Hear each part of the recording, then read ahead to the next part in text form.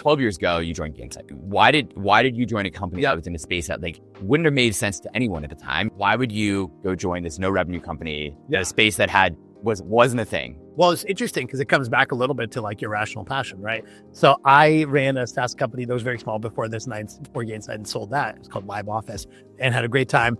And the biggest challenge we dealt with, of course, was how do you retain your existing customers, right? We didn't have any systems for it. So I had some of that experience firsthand. And then I was spending time as an entrepreneur in residence at a VC firm at Excel, right? So anyways, I was in the IR at Excel to try to figure out what I want to do. And I was basically like, I'd written up this whole thing.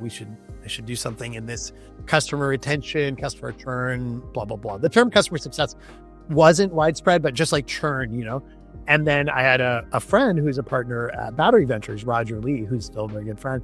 And he's like, I met these two guys that are working this idea. I'm like, oh my God, like that's exactly the idea I had. And to their credit, they actually had like a beta kind of like product. So, and a few customers interested, but no real revenue.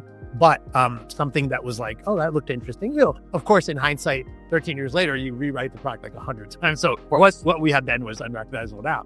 But these two guys were great. We really hit it off. And so they were just kind of getting started. And I was like, I don't know. I just kind of like fell into it and I was kind of like, oh, this is kind of cool. This is a problem I know. I've faced it before. I've been the target customer. I know it's going to be a thing, and then obviously there's a lot we can talk about, kind of all the stories between, then and now, but it was amazing. It was kind of definitely not the biggest category in the world, but we were able to, we and the customers, everyone kind of really did something which was fun. How do you even say to the two founders of this company, hey, bring me on board as CEO? Or what was they're so humbled. It was the opposite. They were like, we'd love to work with you. It was like it was just like, you meet these guys, they were thinking fundraising, stuff like that. So, and I think it was like pre-seed basically. Yeah. I mean, it's weird. All the terms didn't exist. It ended up being like kind of like a seed and then a series A, but yeah, there was no revenue or anything. So it was kind of just a very young company. I just really thought like this could turn into something. And by the way, the other thing is, I will talk more about it.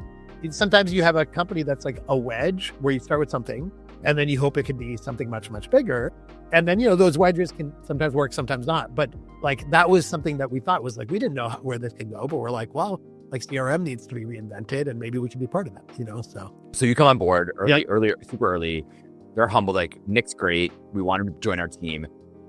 Was that right straight away? Like we want you to be CEO, and they were humble enough to step back into other positions to help like build a product? Yeah. One of them, Jim, who is an incredible like serial founder, he just likes to get that like very early kind of phase in some of the companies he's done. And so he stepped kind of back very shortly after. And then Sridhar, who was our CTO, who's amazing. He kind of was with us for probably 4 or 5 years, maybe something like that. I'm probably getting it right. Could be 5 or 6.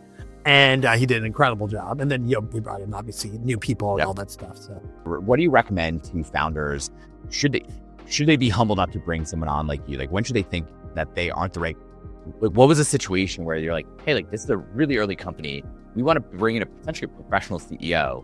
That doesn't happen very often. Yeah, I don't think this wasn't honest. I wish there was some, frankly, I don't think this kind of thing should or would happen much. It's a very unusual thing where I was thinking of starting something. They were just a little further along. We just teamed up.